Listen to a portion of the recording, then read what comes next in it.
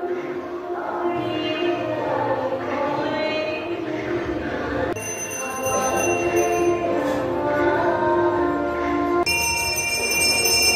North east न्यूज़े आपनादेर स्वागत जानाई। आमी दीपजय चक्रवर्ती।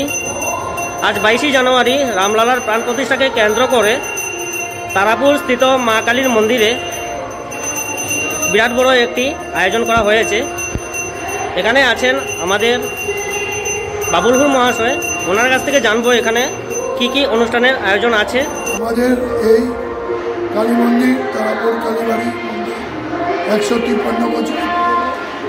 আমরা এখানে প্রতিবারে কালী পূজা এবং দুর্গা পূজা করে থাকি। আমাদের এখানে মহাদেবের শিব মূর্তি এবং বিষ্ণুর অবতারের মূর্তি পূজা হয়।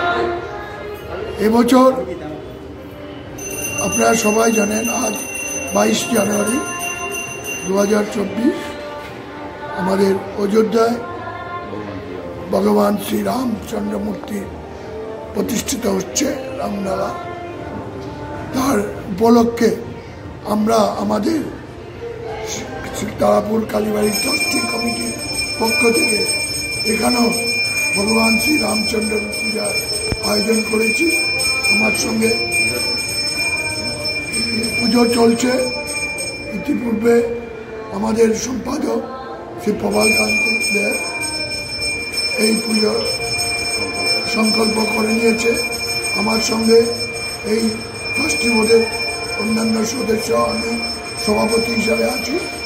আমরা চাই আমাদের এই পুজো অন্যান্য মন্দিরের মতো সুন্দর হবে এবং পুজোর পরে এখানে 1:30টার সময়, তার আগে আমরা এখানে অঞ্জলি দেওয়া হবে।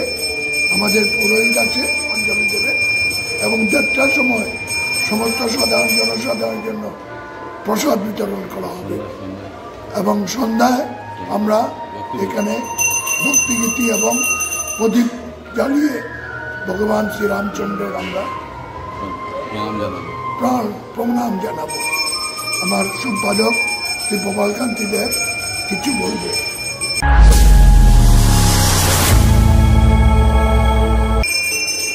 আপনার কাছে একটা প্রশ্ন, 92-তে আপনার অনুভূতিটা কেমন ছিল? 92-তে যেটা 6 ডিসেম্বরে ঘটনা হয়েছিল, তখন আমার অনুভূতি হয়েছে যে যাই হোক আর শেষ অবধি রাম মন্দির আমরা পতাকা তুলতে পেরেছি।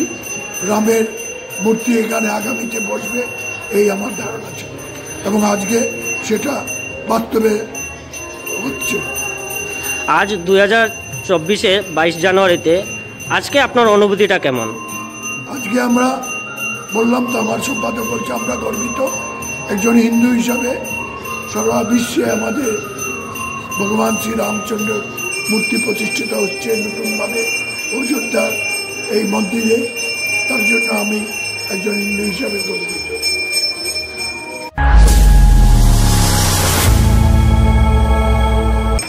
অযোধ্যার এই রাম মন্দিরের জন্য ইতিহাস সাক্ষী আমাদের হিন্দুদের অনেক রক্ত ঝরেছে। হাজার হাজার হিন্দু এই মন্দিরের রক্ষার্থে প্রাণ দিয়েছে।